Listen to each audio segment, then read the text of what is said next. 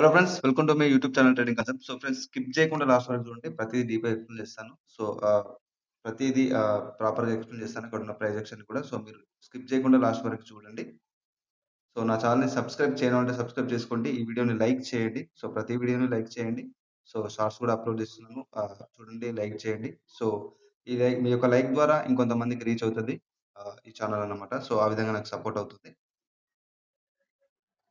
So friends, ఇది నా student యొక్క రిజల్ట్స్. సో మీరు ఇక్కడ చూడొచ్చు. సో ప్రతిదీ తను ఇక్కడ స్క్రీన్ షాట్‌తో పెట్టడం జరిగింది. సో ప్రతిదీ ఇక్కడ మీరు ఇక్కడ చూడొచ్చు. సో స్టెప్ బై స్టెప్ ఇక్కడ స్క్రీన్ షాట్ పెట్టడం జరిగింది. సో ఇక్కడ ఓవరాల్‌గా 10 ట్రేడ్ తీసుకుంటే 7 విన్నింగ్‌లో బుక్ అయిపోయాయి. సో ఇదొకటి లాస్‌లో బుక్ అయిపోతే దానికి రీజన్ కూడా అడిగాడు. సో నేను ఎక్స్‌ప్లెయిన్ చేయడం జరిగింది. సో ఫ్రెండ్స్, ఈ విధంగా అంటే సపోర్ట్‌ని యూజ్ చేసుకుంటూ ప్రాక్టీస్ చేయాలన్నమాట. సో డెఫినెట్‌లీగా మీకు యాక్యురసీ అనేది ఉంటుంది. సో ఒక యాక్యురసీ అనేది రావాలి అంటే జస్ట్ కోర్స్ తీసుకోగానే సరిపోదు. డెఫినెట్‌గా ప్రాక్టీస్ చేయాలి. అలాగే ఉన్న డౌట్స్ అన్ని క్లారిఫై చేసుకోవాలి. సో ఇక్కడ వెరీ వెరీ ఇంపార్టెంట్ సపోర్ట్ అన్నమాట. సో సపోర్ట్‌లోనే మీకు 50% సబ్జెక్ట్ అనేది మీకు సపోర్ట్‌లోనే క్లియర్ అయిపోతది. సో 50% మీకు కోర్స్‌లో, 50% సపోర్ట్‌లో క్లియర్ అవుతది. సో అందుకోసమే చెప్తాను, support is very very important అన్నమాట.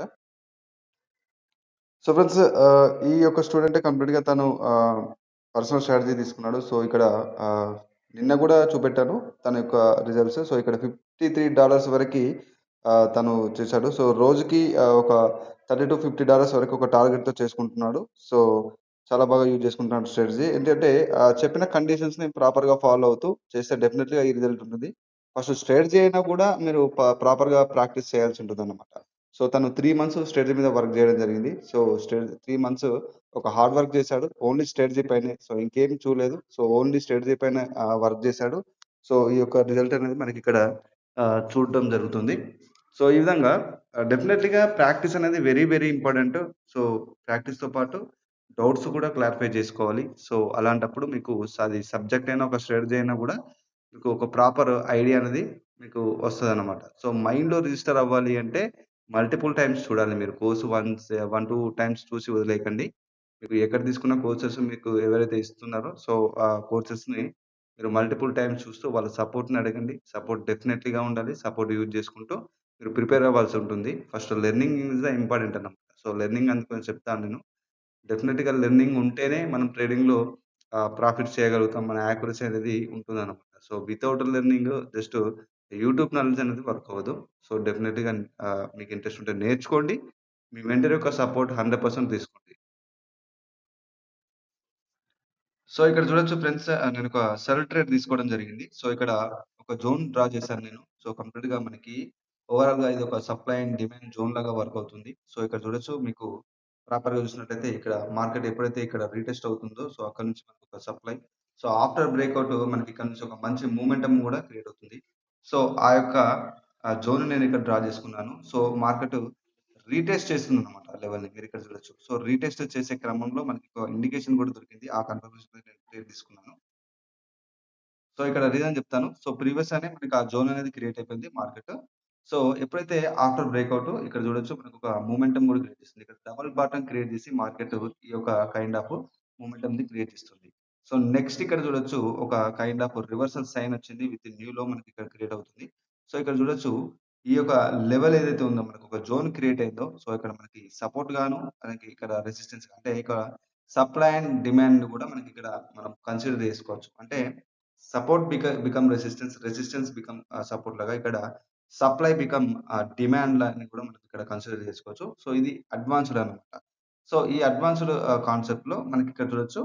ఇక్కడ రీటెస్ట్ చేయడానికి వస్తుంది మార్కెట్. సో ఇక్కడ హిస్టరీలో కూడా సెల్లర్స్‌లో కంప్లీట్‌గా స్ట్రెంత్ అనేది వాళ్ళు ఇంకా లాస్ అవ్వలేదు. సో డెఫినెట్‌లీగా వాళ్ళు రీటెస్ట్ చేయడానికొస్తారు. సో ముందే వాళ్ళ యొక్క స్ట్రెంత్ అనేది వీక్ అయితే 100%గా మనకి ఇక్కడ నుంచి ఒక మొమెంటమ్ అనేది క్రియేట్ అయ్యే ఛాన్సెస్ ఉంటాయన్నమాట.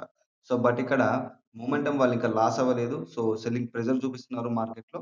సో అట్లాగే మనకి ఒక రీటెస్ట్ అనేది ఉంది కాబట్టి సో మళ్ళీ ఆ లెవెల్‌ని హిట్ అవ్వడానికి వస్తున్నారు.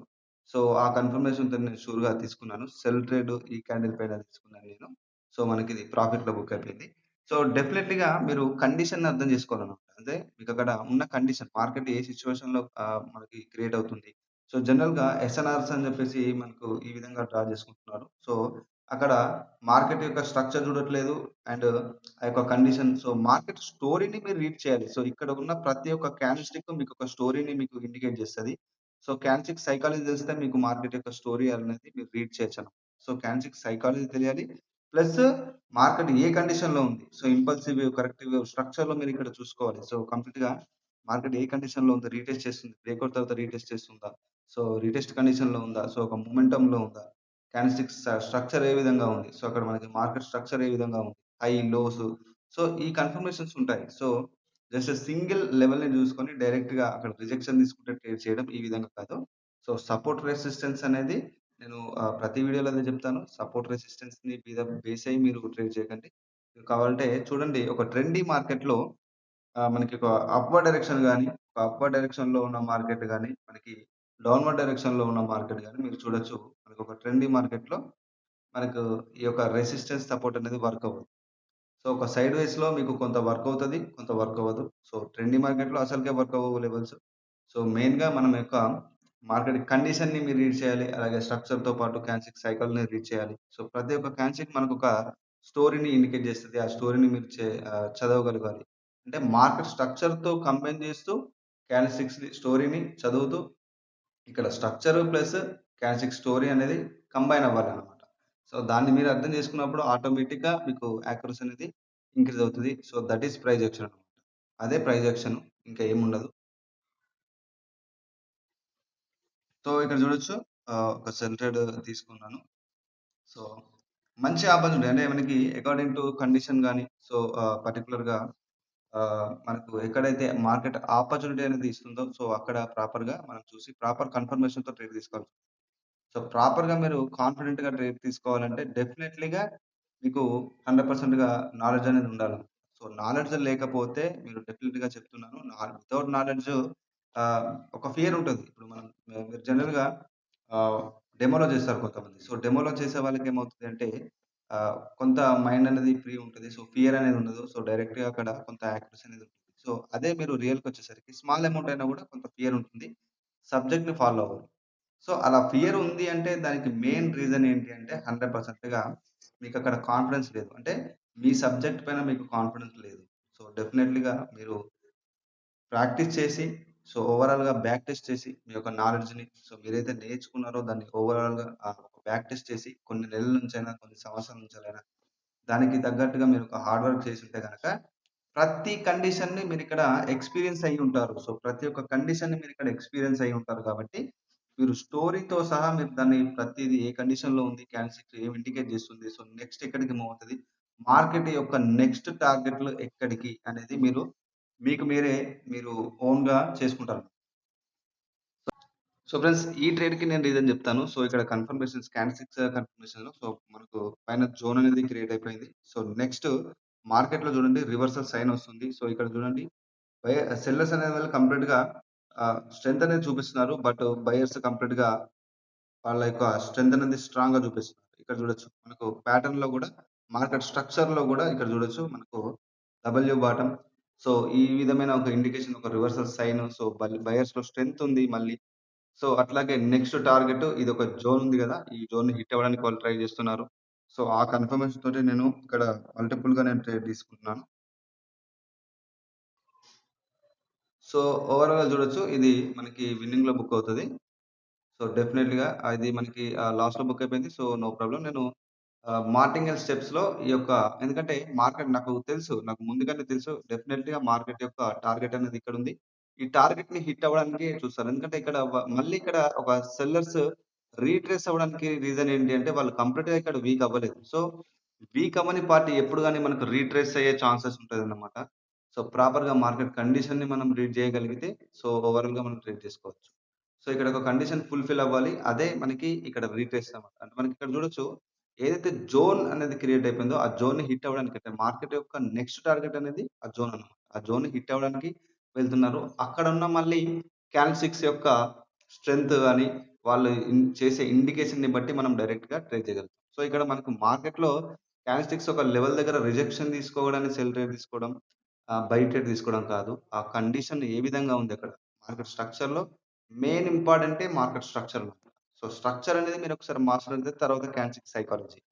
సో, ఈ విధంగా కంబైన్ చేయాల్సుంటుంది. సో, ఓవరాల్‌గా ట్రెండీ మార్కెట్‌లోనే చేయాలి. సో, ఇక్కడ చూడొచ్చు మార్కెట్‌లో నేను ఏదైతే సెల్లర్స్ రీట్రేస్ అయిన తర్వాత నేను డైరెక్ట్‌గా బయర్ ట్రేడ్‌కి నేను ట్రేడ్ చేశాను. ఎందుకంటే ఈ యొక్క జోన్‌ని కంపల్సరీగా వాళ్ళు హిట్ చేస్తారు. మార్కెట్ యొక్క నెక్స్ట్ టార్గెట్ కూడా అదే కాబట్టి డైరెక్ట్‌గా నేను ట్రేడ్ చేయడం జరిగింది. సో, ఈ విధంగా అన్నమాట. అంటే ప్రాపర్‌గా కండిషన్‌ని రీడ్ చేస్తూ క్యాండిల్‌స్టిక్స్ యొక్క స్టోరీని రీడ్ చేస్తూ మీరు ట్రేడ్ చేయాలి. సో, మీకు నేర్చుకోవాలనుంటే ఇది నా కోర్స్ యొక్క details. So, life time support ఉంటది. సో, కోర్స్‌కైనా, స్ట్రాటజీస్‌కైనా 12 సూర్ షార్ట్ స్ట్రాటజీస్ ఇస్తున్నాను. అది కూడా complete price action based strategies. Multiple courses తీసుకొని కూడా లాస్ అయ్యే వాళ్ళకి ఈ యొక్క కైండ్ ఆఫ్ స్ట్రాటజీస్ అనేది హెల్ప్ అవుతది. మీరు ఒక్క స్ట్రాటజీని పట్టుకొని ప్రాక్టీస్ చేసినా కూడా డెఫినెట్‌లీగా మంచి రిజల్ట్ ఉంటుంది. ఖచ్చితంగా నేను చెప్పిన రూల్స్‌ని ఫాలో అవుతూ ప్రాక్టీస్ చేయాలన్నమాట. సో, ఇది ఈరోజు వీడియో అన్నమాట. సో, చూసారు గదా! సో, కంప్లీట్‌గా ఒక టార్గెట్ హిట్ అయితే ఓవర్ ట్రేడింగ్ జేయకుండా డైలీ ఒక టార్గెట్‌తో మనం ఆ సెషన్ అనేది క్లోజ్ అవ్వాలి. క్లోజ్ చేసుకోవాలి. సో, ఫ్రెండ్స్ నా ఛానెల్ ఉంటే సబ్స్క్రైబ్ చేయండి. లైక్ చేయండి ఈ యొక్క వీడియోని మీకు నచ్చినట్టయితే. So, friends this is Raghuvaran Patel signing off.